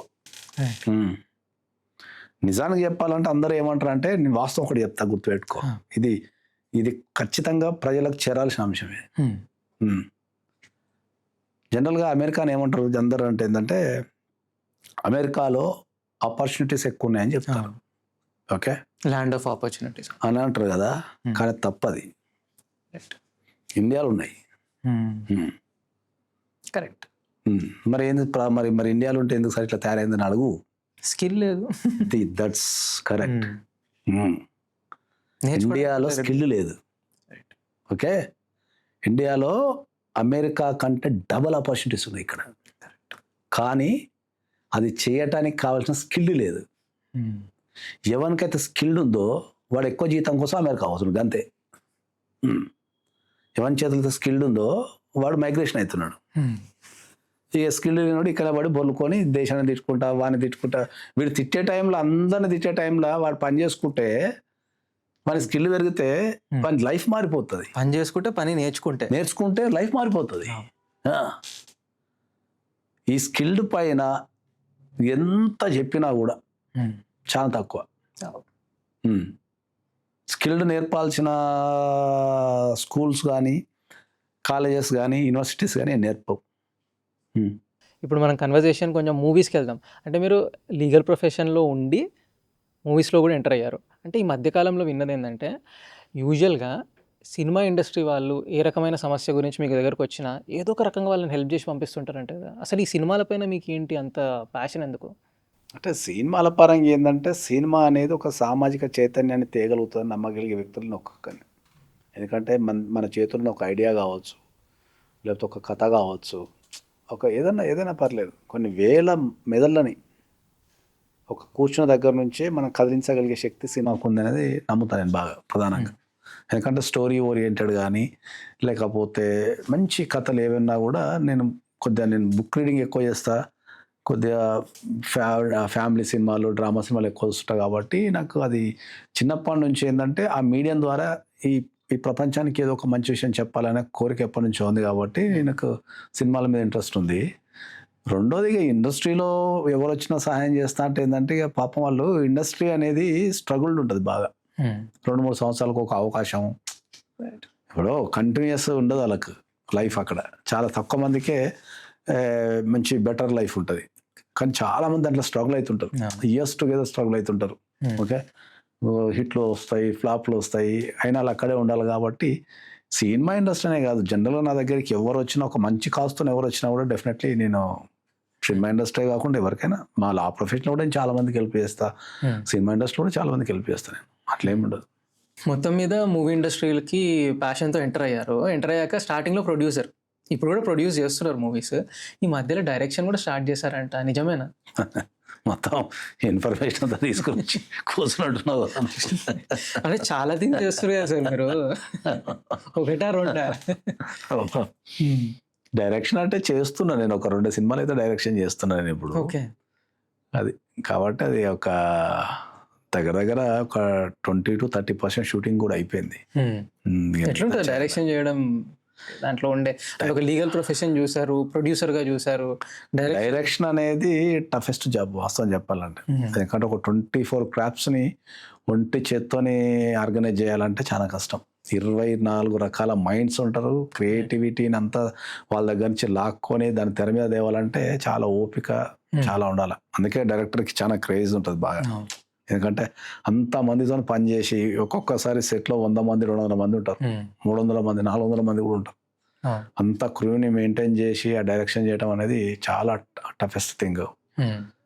కానీ ఇక ప్రొడ్యూసర్ కింద చెప్పాలంటే ఏంటంటే, ఇక అది ప్రొడ్యూసరు అనేది ఇండస్ట్రీలో top most position. First position అంటే ఇండస్ట్రీ ఏమైనా తీసుకుంటే ద టాప్ మోస్ట్ పొజిషన్ ప్రొడ్యూసరే. ఇప్పటికి అట్లా ఉందంటారా? అదే చెప్తున్నా, టాప్ మోస్ట్ పొజిషన్ ప్రొడ్యూసరే, ద వర్స్ట్ పొజిషన్ కూడా ప్రొడ్యూసరే. ఇక లీస్ట్ అన్నట్టు ఇక దానంతా బేకార్ పని ఏది ఉండదు. ప్రొడ్యూస్ చేయడం, ఒక మూవీని ప్రొడ్యూస్ చేయడం అంతా బేకార్ పని ఉండదు. ఎందుకంటారు? ఇక ప్రొడ్యూసర్కి వాల్యూ లేదు ఇండస్ట్రీలో. That is the problem. ఎందుకంటే ఎవరిది వాళ్ళే చెప్తారు, కానీ ప్రొడ్యూసర్ కష్టాలు ఎవరినా అలా ఒక కష్టాలు ప్రొడ్యూసర్ వింటాడు బాబు. అదే వచ్చింది ప్రాబ్లము. ఎందుకంటే అందరినీ మెప్పించాలి, అందరినీ సంజాయించాలి, అందరికి కోరికల్ని వినాలా, బ్యాలెన్స్ తీర్చాలా, ఇన్ని పైసలు తేవాలా, జీవితాంతం కష్టపడ్డ పైసలు దాంట్లో పెట్టాలా, లేకపోతే అప్పులు తేవాలా, తెచ్చి పెట్టాలా. ఇంత చేసిన తర్వాత సినిమా ఆడుతుందా ఆడదా అనేది గ్యారంటీ ఏం లేదు. ఒకవేళ కర్మకాలి సినిమా ఆడలేదనుకో రోడ్డు మీకు వచ్చేస్తాడు. మళ్ళీ సినిమాలు నటించిన అందరూ బాగానే ఉంటారు, ఎవరికి ఏం లాస్ ఉంటుంది, ఓన్లీ ప్రొడ్యూసర్ తప్ప. ఒక సినిమా తీయటం వల్ల రోడ్డు మీదకి వచ్చేదంటే ఒక ప్రొడ్యూసరే మొత్తం ఎంటర్టైన్మెంట్లో. మిగతా వాళ్ళందరి జీవితాలు కిందికి పైకి అయితే ఏం కావు. పడితే మొత్తం పాతాలకు పడిపోవడమో లేకపోతే లేస్తే పైకి లేవడం అనేది ఒక ప్రొడ్యూసర్ దగ్గరనే ఉంటుంది. అది మిగతా వాళ్ళందరి పొజిషన్స్ కొద్దిగా ఏమైనా తేడా వచ్చినా పైకి కిందికి చదువుకోగలుగుతారు, కానీ ప్రొడ్యూసర్ పరిస్థితి చాలా ఘోరం. ఇప్పుడున్న జనరేషన్ అయితే చాలా ఘోరం. ఫిలిం ఇండస్ట్రీలో వచ్చేసరికి ఎస్పెషలీ హీరోయిన్స్ పరంగా చూస్తే ఈ కాస్టింగ్ కోచ్ అనేది చాలా ఉంటుంది అంటారు, నిజమేనా? ఎంతవరకు నిజం ఇది? ఒక సినిమా ఇండస్ట్రీని పక్కన పెడితే మన సమాజంలో ఉన్న చాలా రంగాలలో ఇది ఉన్నది. కరెక్ట్, ఎక్కడ లేదు ఇది, చాలా రంగాలు ఉన్నది. నాకు తెలిసిన కొన్ని వందల రంగాలలో ఉన్నది. అవకాశాల పేరుతో యువతల్ని లోపరుచుకోవడం అనేది అన్నిట్లో ఉన్నది. అది first point. So cinema industry అనేది ఎందుకు పేరు పొందుతుంది అంటే కొద్దిగా గ్లామర్ ఫీల్డ్ కాబట్టి, కొద్దిగా క్యూరియాసిటీ, జనరల్ పబ్లిక్కి క్యూరియాసిటీ ఎక్కువ ఉంటుంది కాబట్టి, ఆ సినిమా ఇండస్ట్రీలో జరిగే విషయాల మీద అవగాహన ఉంటుంది కాబట్టి కాస్టింగ్ కౌచ్ అనేది మీద మాట్లాడతాం. సినిమా ఇండస్ట్రీలో కాస్టింగ్ కౌచ్ ఉందా లేదా అనేది మనం కనుక చెప్పాలి అంటే నాకు తెలిసినంత వరకు అయితే లేదు. ఏమన్నా చిన్న స్థాయిలో ఉంటే ఉన్నదేమో కానీ పెద్ద స్థాయిలో అయితే లేదు. షూరా? 100% లేదు. సినిమా ఇండస్ట్రీలో కాస్టింగ్ కౌచ్ అనేది 100% లేదని చెప్తాను. దీనిపైన ఎవడన్నా వాదిస్తే నేను ఏం చేయలేదు, ఎందుకంటే చూసినా కాబట్టి చెప్తున్నాను. అంటే రీసెంట్గా ఇది కేరళలో హేమా కమిటీ ఇష్యూ కానీ మన దగ్గర కూడా అప్పుడు ఆ ఇష్యూ అయినప్పుడు అవన్నీ జనరల్గా casting couch is a different part. Okay, Hema committee అనేది ఒక డిఫరెంట్ పార్ట్. పర్సనల్ రిలేషన్షిప్స్ వేరు, కాస్టింగ్ కౌచ్ వేరు. ఓకే, పెద్ద స్థాయిలో వాళ్ళ ఇంట్రెస్ట్లను బట్టి వాళ్ళకి ఏమైనా పర్సనల్ రిలేషన్షిప్స్ ఉంటే ఉండవచ్చు. అది ప్రపంచానికి అది అది కానీ కాస్టింగ్ కౌచ్ వేరు. కాస్టింగ్ కౌచ్ పెద్ద స్థాయిలో లేదు. ఓకే. ఏదన్నా చిన్న స్థాయిలో అంటే ఇక వాళ్ళు ఏదో సినిమా పేరుతోని ఈ కొత్త అవకాశాల కోసం వచ్చే వాళ్ళని ఏమన్నా అట్లా చేస్తారేమో కానీ పెద్ద స్థాయిలో కాస్టింగ్ కౌచ్ కష్టం, చాలా కష్టం. గట్టిగా నువ్వు హీరోయిన్ సైడ్ కూడా చూడలేవు. ఓకే. చూడలేవు. గట్టిగా వాళ్ళని నువ్వు గట్టిగా కూడా మాట్లాడలేదు. చాలా మంది అసలు నెంబర్లు కూడా ఇవ్వరు అసలు. కాస్టింగ్ కౌచ్ ఎక్కడది ఇంకా లేదు. మహిళలు చాలా ధైర్యంగా పనిచేస్తారు, చాలా ఉన్నది. వాళ్ళ పర్సనల్ రిలేషన్షిప్స్ ఏం చేయాలి, దాని కాస్టింగ్ కౌచ్ కిందకి రాదు. That is a different part. అది కన్సెంట్, అది కన్సెంట్ ఉంటుంది, గొడవలు పెట్టుకుంటారు, విడిపోతారు, అది అంతా డిఫరెంట్ పార్ట్. అది కాస్టింగ్ కౌచ్ అనేది వేరు. కాబట్టి ఇప్పటికున్నా కూడా అప్పుడప్పుడు వింటుంటాను నేను కూడా, కానీ అది చాలా కింది స్థాయిలో, అవగాహన లేని స్థాయిలో.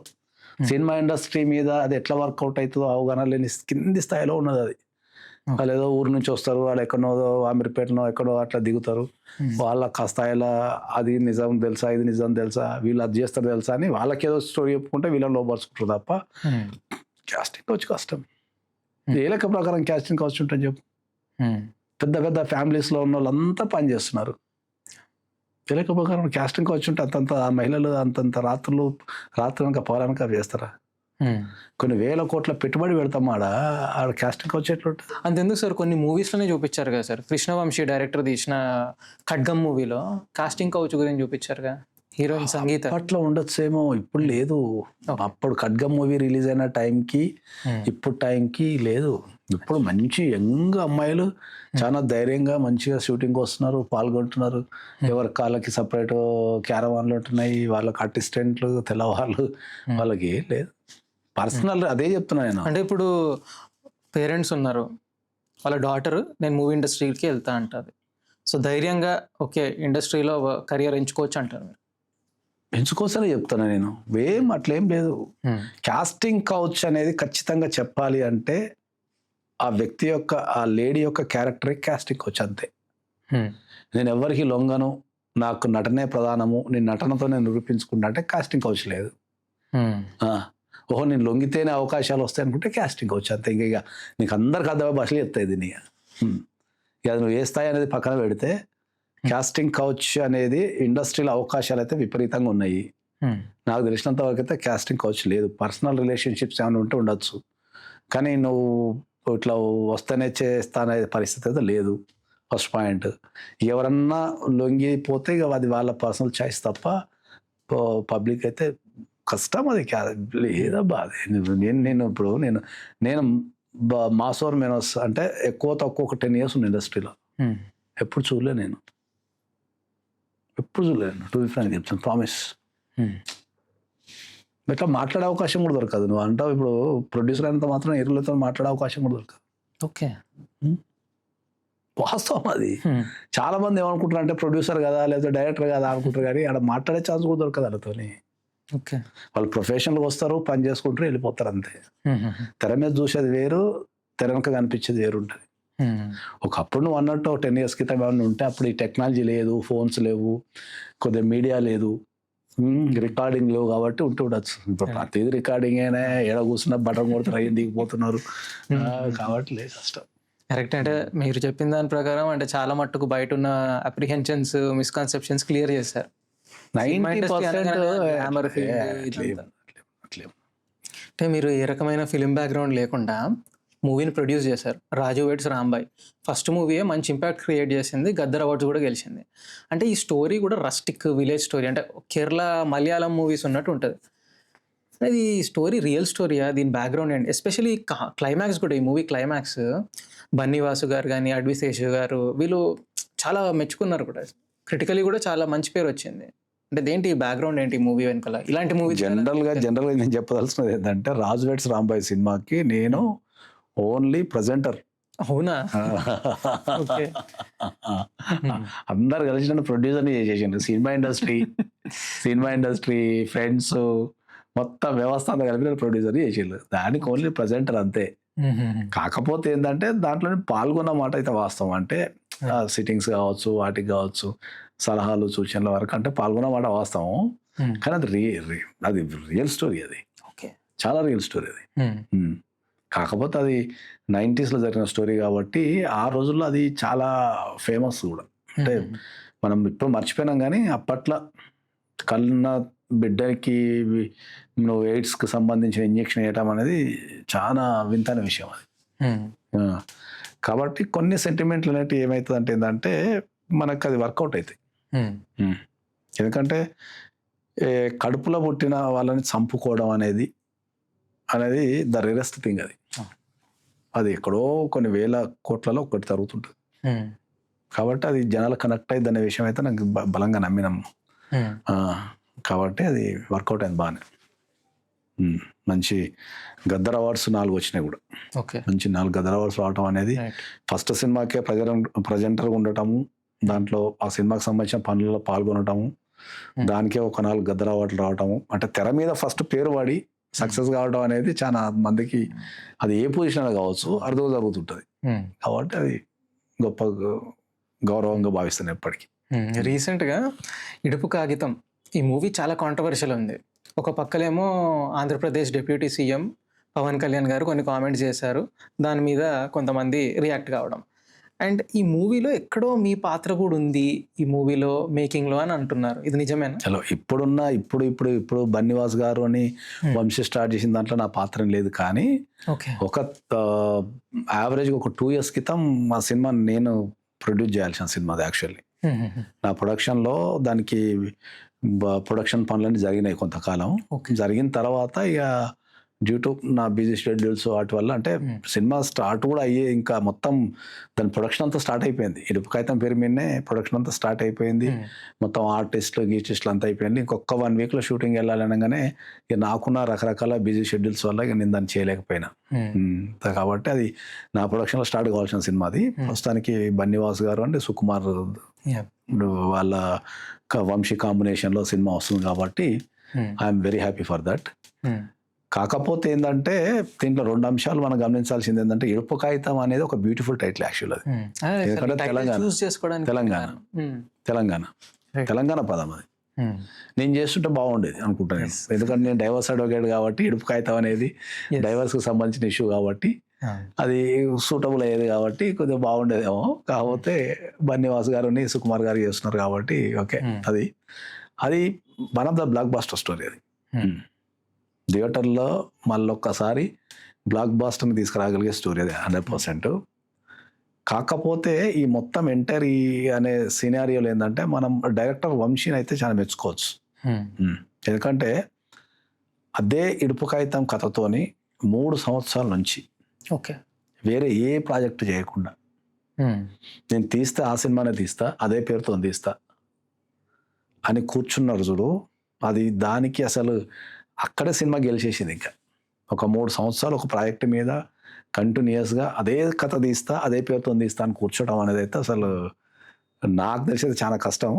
కానీ అక్కడ అచీవ్మెంట్ అయ్యింది కాబట్టి అది డెఫినెట్లీ అది బ్లాక్ బాస్టర్ మూవీ అవుతుంది డెఫినెట్లీ. ఐఎమ్ వంశీ కూడా నేను థ్యాంక్స్ చెప్తున్నా. ఈవెన్ దో ఇడుపు కాగితం సినిమాలో కూడా అది దాని ప్రారంభోత్సవం రోజున కూడా వంశీ నా పేరు కూడా ప్రత్యేకంగా కృతజ్ఞతలు చెప్పిండు. నాగేశ్వరరావు పూజారి గారికి కృతజ్ఞతలు చెప్పిండు కాబట్టి అది మళ్ళొక్కసారి థియేటర్లు ఊపేసే సినిమానే అది. ఇంకో బ్లాక్ బస్టర్ మూవీ ఈ నగరానికి ఏమైంది, దీని సీక్వెల్ ఈ నగరానికి ఏమైంది 2లో మీరు యాక్ట్ చేశారని కొంతమంది, మీరు ప్రొడ్యూస్ చేశారని కొంతమంది. అసలు ఏంటి ఆ మూవీకి మీకు లింక్ ఏంటిది? అసలు నువ్వు మొత్తం ప్రపంచంలో విషయాలన్నీ తెచ్చి గెలికి ఈ ప్రపంచానికి సంబంధం లేని విషయాలన్నీ గెలికి నువ్వు అంతా ఇండస్ట్రీని మనం ఒకసారి ఏదో చేద్దాం అనుకుంటున్నావు నువ్వు. ఈ మధ్యలో ఇండస్ట్రీలో ఏంటంటే టాక్ ఎవడు చూసినా నా పేరు చెప్తున్నా, మంచిగా ఫైనాన్స్ బాగా ఇస్తున్నారు చాలా సినిమాలకు అని అంటున్నారు. ఫైనాన్స్ ఏం సినిమాలకి ఫైనాన్స్ ఏం లేదు. ఎవరిదన్నా సినిమా బాగుంటే, లేకపోతే ఏదన్నా కారణం వల్ల ఆగిపోతే, ఏదైనా రిలీజ్కుంటే దానికి ఏమన్నా మన వంతుగా సినిమా బాగుంది అనుకుంటే మనం చేస్తున్నాం తప్ప ఫైనాన్స్ అంటే అట్లా ఏం లేదు. ఈ నగరానికి ఏమేమి 2 సీక్వెల్లో నేను ఏం యాక్టింగ్ చేయలే. అదే ఆ రూమర్ ఎట్లా వచ్చిందో నాకు కూడా తెలియదు, కానీ యాక్టింగ్ చేయలేదు. దాంట్లో నేను వన్ ఆఫ్ ద ప్రొడ్యూసర్ ఉండే.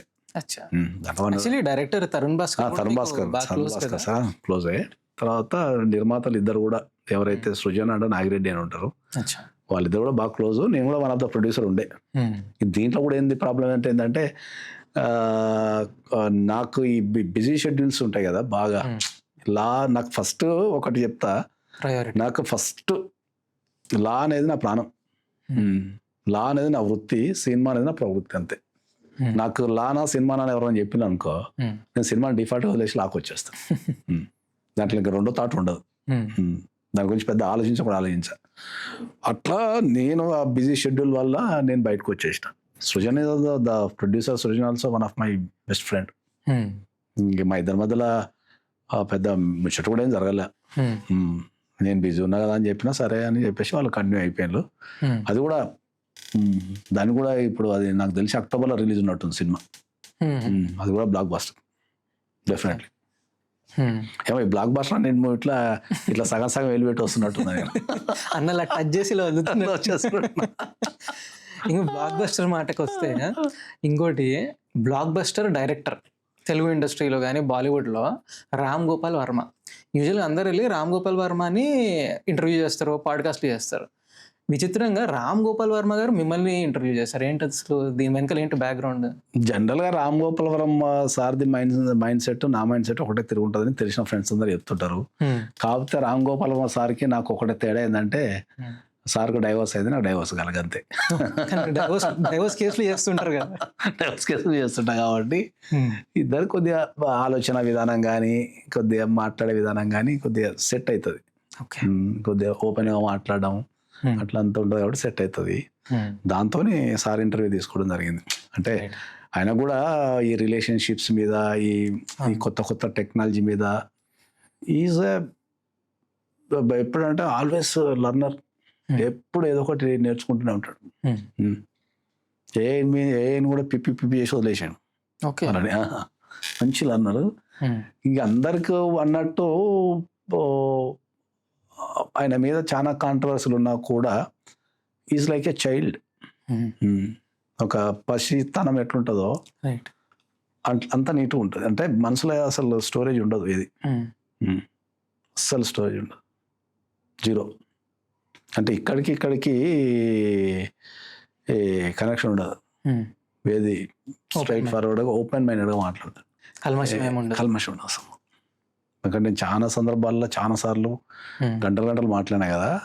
బట్ అందుకని అంత ఘనం సస్టైన్ అండి ఇప్పటికి కూడా. అంటే చాలా మంది ఏమంటారు అంటే, బయట వచ్చి ఆయన ఇచ్చే స్టేట్మెంట్లు కానీ ఈ కాంట్రవర్సీలు పబ్లిసిటీ కోసం చేస్తారు, కానీ యాక్చువల్గా అయితే లోపట ఆయన చాలా మంచి వ్యక్తి. లేదు, చాలా మంచి వ్యక్తి. పబ్లిసిటీ అనేది ఇప్పుడు ఒక సినిమాని బతికించడానికి మనం రకరకాల పబ్లిసిటీ చేస్తుంటాము. దాన్ని అంటే వాస్తవంగా గమనిస్తే అది పబ్లిసిటీ కింద కనిపిస్తుంది, కానీ అది వాస్తవం ఉంటుంది. దాన్ని జనాలు పబ్లిసిటీ కింద అనుకుంటారు అంతే, అంతమించి ఏం లేదు. అది ఒక విషయం మీద మాట్లాడేటప్పుడు చాలా ఘాటుగా, విమర్శనాత్మకంగా, ఆలోచనాత్మకంగా మాట్లాడతారు కాబట్టి మన దగ్గర ఏంటంటే మనంతా తేనె పూసిన కత్తి లెక్కనో స్వీట్నర్ లెక్కనో మాట్లాడాలి. ఓకే, ఒక విషయాన్ని కుండ బదులు కొట్టినట్టు చెప్పలేం మనం. అక్కడ ఆయన క్వాలిటీ ఉంది కాబట్టి అది ప్రతిదీ కాంట్రవర్సీ లెక్క మన వాళ్ళకు జనరల్ పబ్లిక్ అనిపిస్తుంది. కానీ నువ్వు కరెక్ట్ కూర్చొని ఆయన రాసిన స్టేట్మెంట్ ఏది చదువు, దాని వెనక చాలా స్టోరీ ఉంటుంది. దాన్ని మనం అర్థం చేసుకోకుండా ఉంటేనే త్రో చేస్తుంటామే, కాంట్రవర్సీ కోసం చేస్తుంటాం. అట్లా ఏమన్నా ఆయన ఏది కాంట్రవర్సీ చేయడు. ఆయన చేస్తే అట్లా. మీరు ఆయన చాలా క్లోజ్గా చూసారు కదా, అంటే ఏంటి ఆయన పర్సనాలిటీలో what is speciality about it? What is so special about his personality? ఆయన ఏది క్యారీ చేయడు, అదే చెప్తున్నా కదా. అసలు ఏది మైండ్లో క్యారీ చేయడు. ఆయనకు నేను పోతే నాకు ఎంత రెస్పెక్ట్ ఇస్తాడో, ఎంత మంచిగా మాట్లాడతాడో, ఒక అన్నోన్ పర్సన్ పోయినా కూడా అంతే మంచిగా మాట్లాడతాడు. ఆయనకు ఒక అన్నోన్ పర్సనా, నాగేశ్వరరావు పూజారా, లేకపోతే సీఎమా పిఎమా అంటూ ఉండదు. ఆయన దృష్టిలో అందరూ మనుషులే. ఆయనకు ఒక్కసారి ఆయన మాట్లాడడం స్టార్ట్ చేసిందంటే అందరు సమానంగానే ఆయనకి. ప్రోటోకాల్ ఏమి ఉండదు, ప్రోటోకాల్ ఉండదు. That is the beauty of the Ram Gopal Varma. ఎవ్వరు అయినా కూడా మంచిగా ప్రశాంతంగా, నీట్గా, రెస్పెక్ట్ఫుల్గా అడిగే విధానం కానీ, లేకపోతే మాట్లాడే విధానం కానీ, వేసే క్వశ్చన్ కూడా ఎంత ఇంటెలిజెంట్ ఉంటుందంటే ఒక్కొక్క క్వశ్చన్ నుంచి మనం ఒక జీవితాన్ని నేర్చుకోవచ్చు. అందుకనే ఇప్పటికి కూడా ఆయన అంటే ఇప్పుడున్న యంగ్ జనరేషన్ కానీ పాత వాళ్ళకి కానీ ఇప్పటికంత క్రేజ్. అవును. ఆర్జీవి కల్ట్స్ అని ఆర్జీవి ఎన్నో కల్స్ ఛానల్స్. లేకపోతే ఆర్జీవి రామ్ మ్యూజియం కావచ్చు. ఆయన రామోయిజం అని చెప్పేది పేరే పెట్టేశారు కదా. పెట్టేశారు. తర్వాత ఆయన మాట్లాడే ప్రతి ఒక్కటి ఇప్పటికీ ట్రెండింగ్. ఇప్పటికి ఒక ట్వీట్ వేసినా కూడా రాష్ట్రంలో కానీ దేశంలో కానీ ఇప్పటికి సంచలనమే. న్యూస్ రాయాల్సిందే ఆయన ట్వీట్ వేస్తే.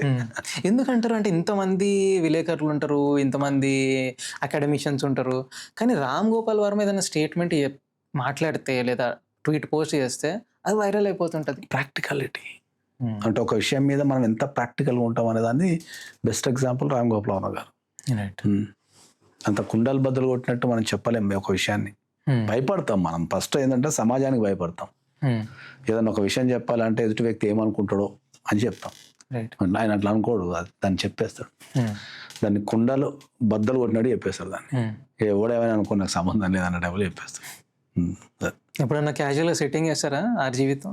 లేదు, మందు సిట్టింగ్ అయితే వేయలేదు, కానీ జనరల్ ముచ్చట్లయితే చాలా సందర్భాలల్లో వేసిన. పాపం ఎప్పుడు టెక్స్ట్ పెట్టినా అపాయింట్మెంట్ కావాలని ఎప్పుడు టెక్స్ట్ పెట్టినా ఇమ్మీడియట్లీ ఇచ్చేస్తాడు. రమ్మంటాడు, కూర్చుంటాం, కానీ ఎప్పుడు మందు సిట్టింగ్ లాంటిది ఏం లేదు. సో గంటలు జనరల్ విషయాలు చాలా గంటలు మాట్లాడిన సందర్భాలు. అంటే చాలా మంది ఏమంటారు అంటే ఏ సబ్జెక్ట్ పైన ఆయనకు అదే అవగాహన ఉంది. అదే చెప్పిన కదా, ఆయన ప్రతిదీ లర్నింగ్. ఆయన ప్రతిదీ లర్నింగ్ చేస్తాడు. సో జనరల్గా బయట పబ్లిక్లో ఏం మాట్లాడతాడో పర్సనల్గా కలిసినప్పుడు కూడా అదే టైప్లో ఉంటాడు. సేమ్. నేను చెప్తున్నది ఒక కథ, నాకు చెప్తే పరేషాన్ అవుతున్నావు అసలు. ప్లీజ్ చెప్పండి. అది సార్ చూస్తే అనుకుంటాడో తెలియదు, కానీ సార్ ఒక డైవర్స్ డ్రాఫ్ట్ చేసి ఇచ్చిండు నాకు. ఓకే. ఒక డైవర్స్ కేసులో ఒక డ్రాఫ్ట్ చేసి ఇచ్చిండు నాకు. ఆయనే చేసి ఇచ్చాడు. అంటే లాయర్ చేసే పని కూడా చేసిండు. డైవర్స్ డ్రాఫ్ట్ చేసి ఇచ్చిండు, ప్లస్ అది అడ్వకేట్ కంటే ఓకే చాలా క్వాలిటీ ఉంది. అంటే ఏ పని చేసినా పర్ఫెక్ట్ ఉంటుంది. ఆయన నేర్చుకున్నాడా లేకపోతే ఏందని నాకు తెలియదు, కానీ ఒక డైవర్స్ డ్రాఫ్ట్ అయితే చేసి ఇచ్చాడు. ఓకే. అంటే మీ క్లోజ్నెస్ ఎంత అంటే రీసెంట్గా శివ మూవీ రీరిలీజ్కి కూడా మీరు, జేడి చక్రవర్తి గారు, రామ్ గోపాల్ వర్మ గారు అందరు కలిసి ఒక చాలా క్లోజ్డ్గా మూవ్ అయ్యే పిక్చర్ ఒకటి ఉంది. అంటే అంత క్లోజా మీరు? నాకంటే నేను శివ సినిమా నేను చాలా చిన్నగా ఉన్నప్పుడు, అప్పుడు అది ఒక బ్లాక్ బాస్టర్ సినిమా. అది అప్పుడు నాకు తెలిసి మా అమ్మ వాళ్ళు దగ్గర వాళ్ళకు ఒక వరంగల్లో టికెట్ దొరకటానికి నాకు తెలిసి ఒక 30 days పడ్డది ఆ రోజుల్లో టికెట్ సంపాదించడానికి. అప్పుడే మనం చిన్నవాళ్ళం కాబట్టి, అప్పుడే ఎదుగుతున్నాం, కొద్దిగా ఉన్నాం కాబట్టి నాకు శివ సినిమా చాలా ఇష్టం బాగా. ఇంకోటి, సో అప్పుడు అనుకున్నా అంటే ఆ రోజులలో ఒక శివ సినిమాకు టికెట్ దొరకటానికి ఒక 30 days వెయిట్ చేసిన ఒక కుటుంబంలోని ఒక వ్యక్తి, అదే శివ సినిమా రీరిలీజు ఆయనతో కూర్చొని చూడటం అనేది, కూర్చొని చూసి ఆయనతో పక్కన కూర్చొని ఆయనతో చూడటం అనేది అది జీవితంలో మర్చిపోలేని ఒక అనుభూతి. అది ఎక్కడో వరంగల్లో ఒక మరుమూల గ్రామంలో పుట్టిన నేను అప్పటికైనా స్టార్, శివ సినిమాతోనే ఆయన స్టార్ కదా, కాలం గిర్రని తిరిగితే మళ్ళీ రిలీజ్ దేవి థియేటర్లో ఆయన పక్కన కూర్చొని చూడటం అనేది ఒక అసలు అది లైఫ్లో ద బిగ్గెస్ట్ అచీవ్మెంట్. అది నాకు, నేను చెప్పుకోగలుగుతాను. గొప్ప వ్యక్తులు ఎందుకైతే చాలా మంది చాలా జాగ్రత్తగా వినాలి. నేను ఒక సందర్భంలో సార్ని జనరల్ క్యాజువల్గా ఒకసారి మాట్లాడాను, సార్ వచ్చి కలవచ్చు అని అడిగిన. అది ఒక శివ సినిమా రిలీజ్ కంటే ఒక 2-3 నెలల ముందు. ఓకే. కలువు సో డేట్ని వచ్చి కలువు అన్నాడు. సరే నేను పోయినా, కలిసిన, ఒక 2-3 hours మాట్లాడిన తర్వాత ఆ సందర్భంలోనే శివ సినిమా రిలీజ్ అవుతుంది అది ఇది అంటే నేను ఎక్స్ప్రెస్ చేసిన, సార్ ఏమనుకోకపోతే నేను మీతోని శివ సినిమా రిలీజ్ రోజు మీ పక్కన కూర్చొని చూడొచ్చా అంటే, ఓకే ఇట్స్ ఓకే దాందేముంది తప్పకుండా అన్నాడు. అయిపోయింది. ఒక 3 నెలల తర్వాత శివ సినిమా రిలీజ్ రోజు ఎర్లీ మార్నింగ్ దేవి థియేటర్లో 7 o'clock మా షో చేసాను. ఓకే. 6 o'clock నాకు కాల్ చేశాను.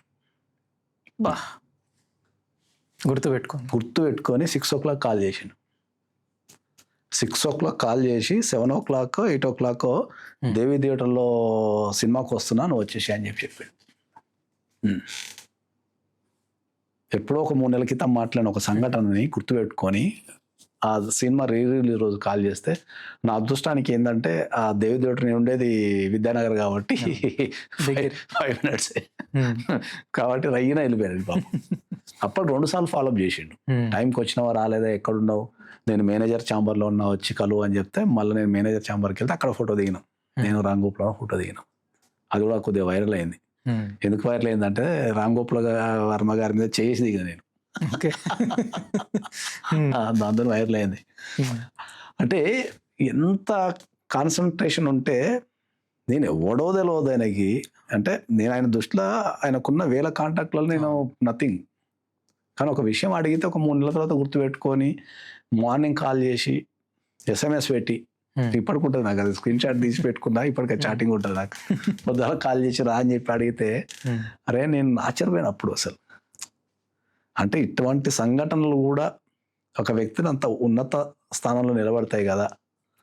అంటే ఎప్పుడో ఒక 3 నెలల క్రితం మాట ఇచ్చి నన్ను పిలవపోయినా నన్ను అడిగేదే ఓడి అనేది ఆ రోజు నుంచి అనిపించింది నాకు, రైట్, అంటే మన జీవితాన్ని ఇవి నేర్చుకోవాలా, ఎవరికైనా మాట ఇస్తే మనం తప్పద్దు నేర్చుకోవాలా అనే దాంట్లో జీవితం ఉందనేది ఆ రోజు నేర్చుకున్నాను. సో రామ్ గోపాల్ వర్మ గారితో మొదలుపెట్టి చాలా మట్టుకు ఫిలిం ఇండస్ట్రీలో ఉన్న సెలబ్రిటీస్ కానీ అదే రకంగా పాలిటీషియన్స్ వాళ్ళ పర్సనల్ కేసెస్ కూడా మీరు హ్యాండిల్ చేస్తారంట కదా, బట్ బయటికి ఎందుకు ఎక్కువ మీ పేరు వినబడదు?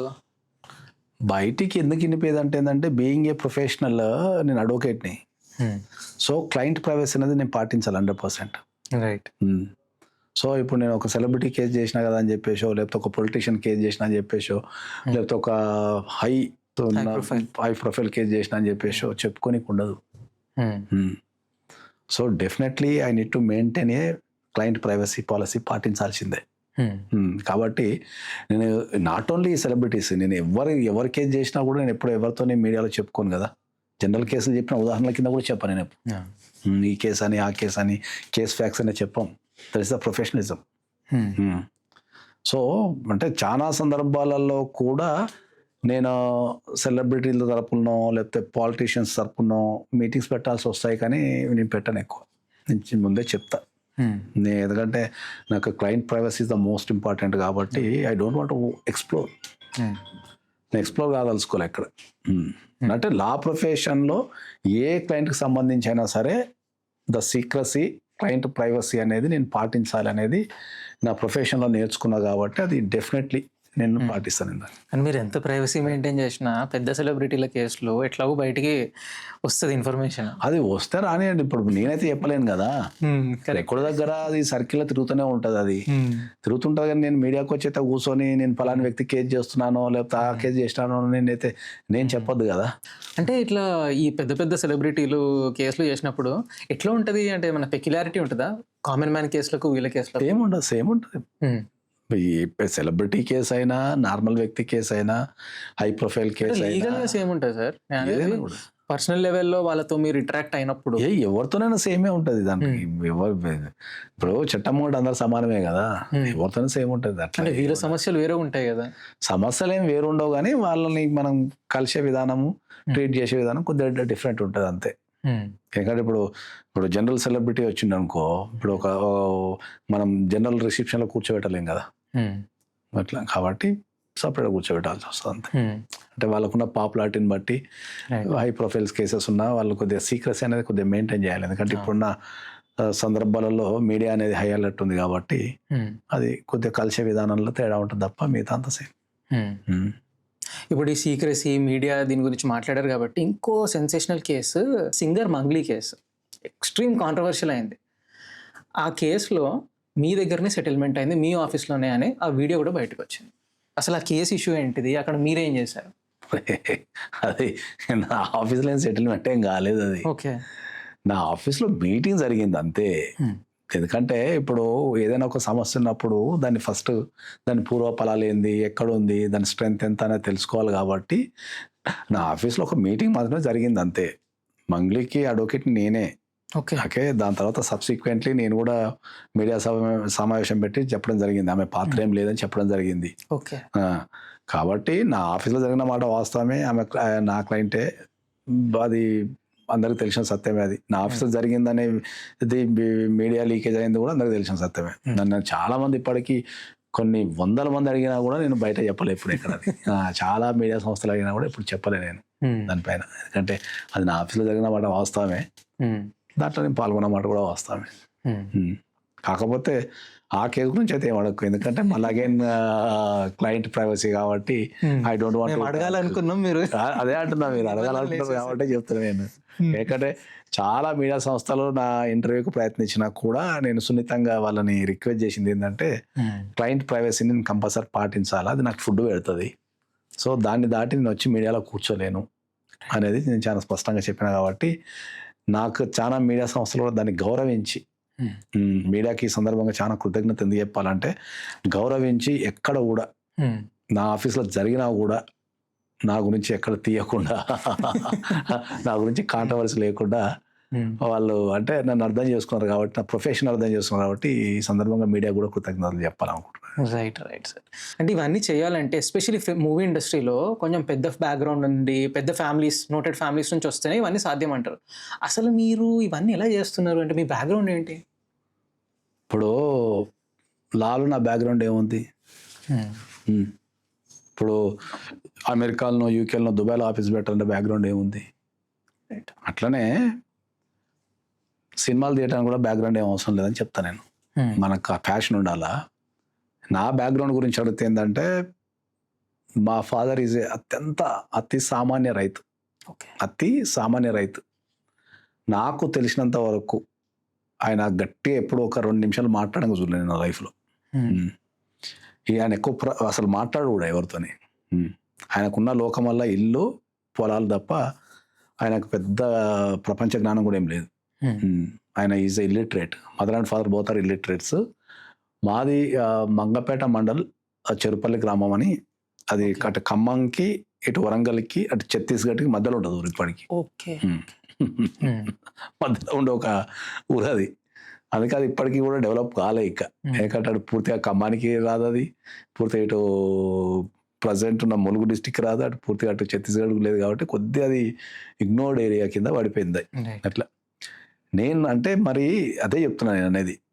నేను చెప్పేది ఏంటంటే, ఒక అత్యంత సామాన్య రైతు కుటుంబంలో పుట్టి, నాకు తెలిసి మా ఫాదర్ ఎక్కడ ఒకరి దగ్గరికి పోయింది కానీ, నా గురించి ఒక సహాయం అడిగింది కానీ, నేనేం చదువుతున్నా కూడా తెలియదు ఆయనకి. సో ఆయన గట్టిగా ఊరు దాటింది కూడా ఎప్పుడు లేదు. గట్టిగా ఊరు దాటింది కూడా ఏం లేదు. సో అక్కడి నుంచి స్టార్ట్ చేస్తే ఇవాళ ఒక one of the top most advocate కింద కావచ్చు, ఫిలిం ఇండస్ట్రీలో మనకు ప్రొడక్షన్ సైడ్ కావచ్చు, లేదా డైరెక్షన్ కావచ్చు, లేదా ఇంకా లా పరంగా మనం ఇంటర్నేషనల్ లెవెల్లో ఆఫీసులు పెట్టడానికి కావచ్చు, ఇదంతా ఎట్లా సాధించినాం అనేది కూడా చాలామంది అడిగే క్వశ్చన్. చాలామంది అడుగుతున్నారు. ఇదంతా ఇప్పుడు యువతరం నేర్చుకోవాల్సింది ఏంటంటే, సాధించాలి, ఎదగాలని ఒక పట్టుదల కనుక ఉంటే, అది ఏ ఇండస్ట్రీ అయినా సరే, నీకు అది కంపల్సరీ నీకు సలాం కొడుతుంది అని చెప్తాను. ఆ పట్టుదల నీలో ఎంత తీవ్రంగా ఉంది, ఎంత కసిగా ఉంది అనేది డిటర్మైన్ చేస్తుంది నీ రిజల్ట్. అందరు సాధించాలి అనుకుంటారు కానీ ఆ సాధించే క్రమంలో దాన్ని పట్టించుకోరు. అంటే అందరికి అర్థం భాషలో చెప్పాలంటే, ప్రతి ఒక్కరు ఎదగాలనుకుంటారు, ఓకే, కానీ ఎదిగే క్రమంలో వాళ్ళు బతుకుతుంటారు, అంతే తప్ప ఎదగరు. సో ఎదగాలని కోరుకుంటుంది కానీ ఎదుగుదలకు కావాల్సిన పనులు చేయరాళ్ళు అట్లా. ఇప్పుడు మా father is illiterate, mother is illiterate, I'm the first advocate in my entire family. ఇంకా అర్థమయ్యే భాషలో చెప్పాలంటే, ఫస్ట్ డిగ్రీ పాస్ అయిన వ్యక్తి మా ఖాందాన్లో నేనే. మా ఫాదర్ సైడ్ కావచ్చు, మా మదర్ సైడ్ కావచ్చు, నా జనరేషన్లో ఫస్ట్ డిగ్రీ పాస్ అయిన వ్యక్తి నేనే, డిగ్రీ కంప్లీట్ చేసిన వ్యక్తి నేనే.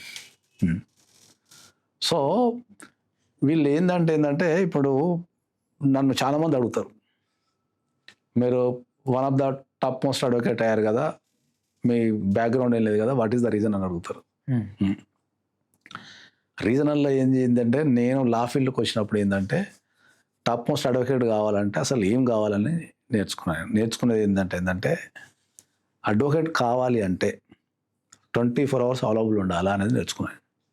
ఇప్పుడు లేననుకో కెరీర్ స్టార్టింగ్లో, ఎందుకంటే ఎవరికి ఏ కష్టం వచ్చినా ఓకే మనం ఆదుకోగలిగితే, కష్టం టైం ప్రకారం రాదు కదా, కష్టం ఏమన్నా నేను 5 గంటలకు వస్తా 6 గంటలకు వస్తా అని చెప్పి రాదు కదా.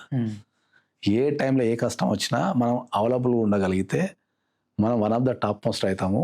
దానికి టైము చూసుకోవద్దు అనేది ఫస్ట్ నేను పెట్టుకున్న రూల్. అది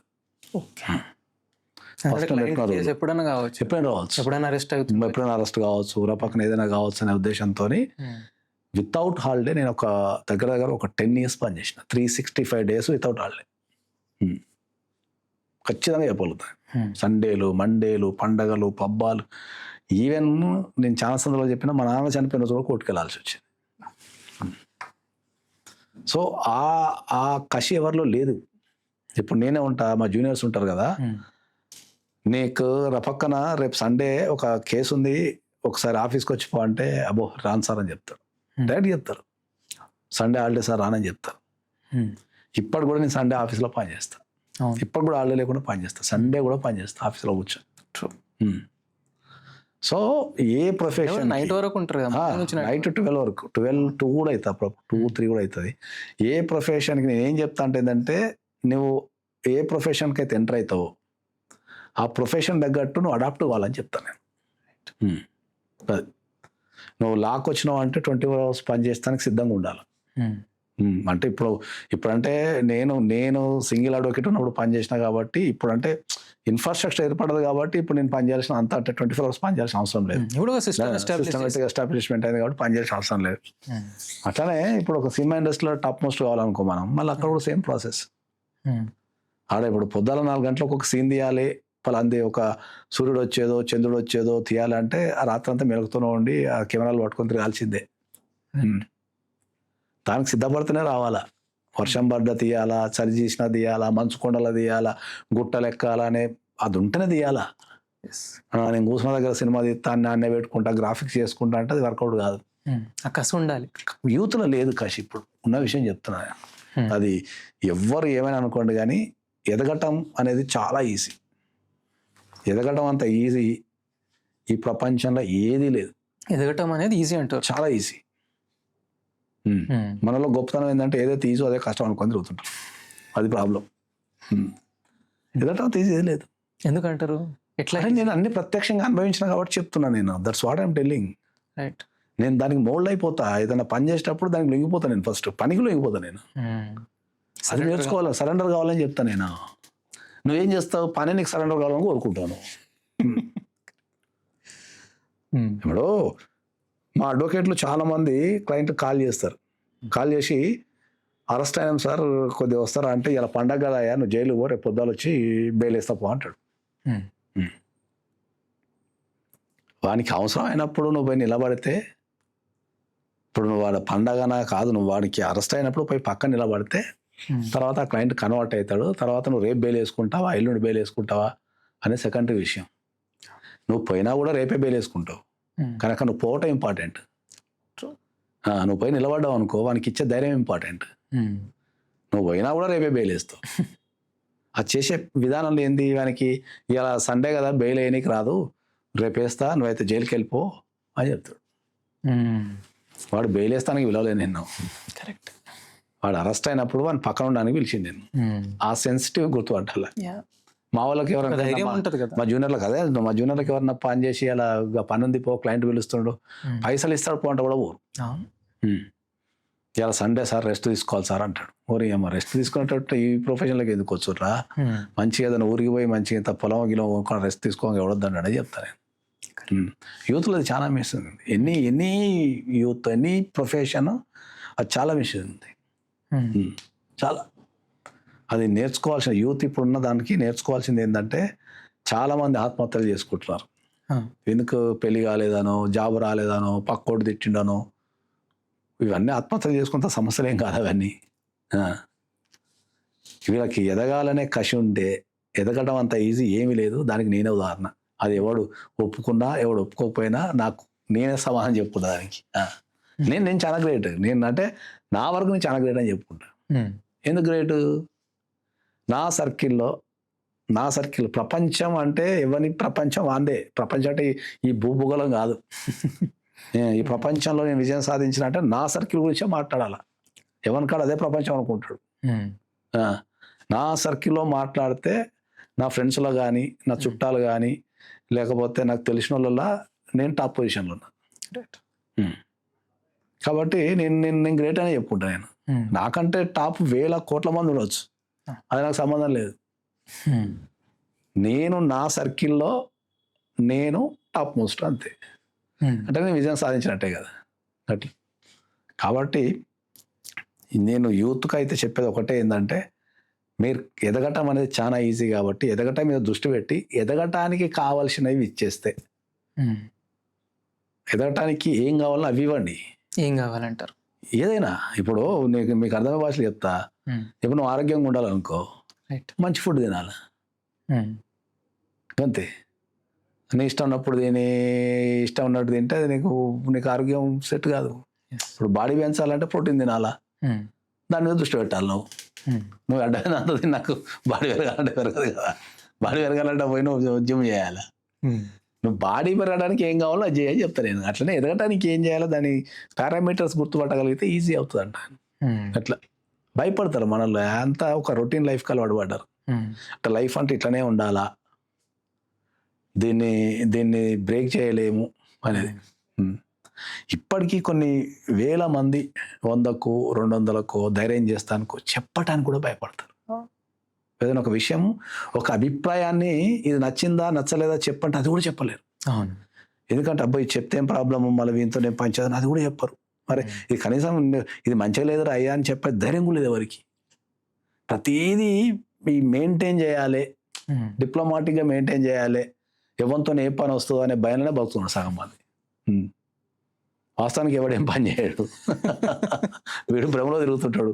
అమ్మ రేపు ఇంత ఏం పని వస్తుందో, ఇప్పుడు ఇది బాగాలేదంటే మళ్ళీ వీళ్ళు రేపు ఆడుతారు అనేయడం అని చెప్పి అమ్మ అని చెప్పి భయంతో బతుకుంటారు తప్ప ధైర్యంగా కూర్చొని సరే ఇది నాకు నచ్చలేదు ఇది అని చెప్పి దమ్ము వీనికి ఉండదు. సరే వాడు చెప్పాడు కదా తీసుకునే దమ్ము వానికి ఉండదు. వాడు కూడా ఏం చేస్తాడంటే అమ్మ నువ్వు బాగాలేదని చెప్పిన సంగతి చూస్తాను వీడు తిరుగుతుంటాడు. ఇప్పుడున్న ప్రస్తుతం ఉన్న సమాజ పోకడ ఇది. 100% చెప్పగలేదు దమ్ము వీనికి ఉండదు, చెప్తే తీసుకునే దమ్ము వానికి ఉండదు. కరెక్ట్. ఎవరి కాడు మోసం చేసుకుని తిరుగుతుంటాడు. వీనికి తెలుసు వాడు అబద్ధం చెప్పిండని, వీనికి తెలుసు వాడికి నచ్చలేదని, ఆయన కూడా మంచిగా చేతిలో చేసుకొని మంచిగా తిరుగుతుంటారు. అది ప్రస్తుతం సమాజ పోకడ. సో గైస్, పుజారి నాగేశ్వరరావు గారితో మనం పాడ్కాస్ట్ వచ్చేసి 4 hours రికార్డ్ చేశాము. ఫస్ట్ పార్ట్ మీరు చూశారు. సెకండ్ పార్ట్లో కూడా చాలా interesting topics and impactful topics discuss చేసాం. Keep waiting for those release of that podcast.